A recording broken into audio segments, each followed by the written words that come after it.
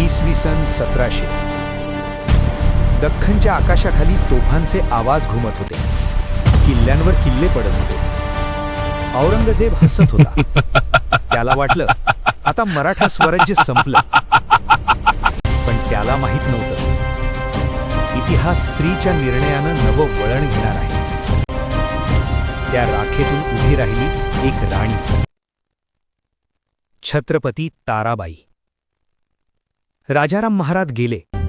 दरबार स्तब्ध झाला. स्वराज्य हादरलं. पण ताराबाईंनी अश्रूनही वाहिले. त्यांनी नेतृत्व उचललं. साताऱ्याच्या किल्ल्यावर तोफा कोसळत होत्या, भिंती तुटत होत्या. पण किल्ल्याच्या आत एक स्त्री चालत होती. रसद तपासत होती. जखमी सैनिकांच्या खांद्यावर हात ठेवत होती. ती शांतपणे म्हणाली, भिंत पडेल पण मराठा कधी झुकणार नाही. महिने गेले. एक किल्ला जिंकताना औरंगजेब थकला आणि ताराबाईंनी युद्धाचं स्वरूपच बदललं. त्या म्हणाल्या, मोगल जिथे आहेत तिथे अडकू नका.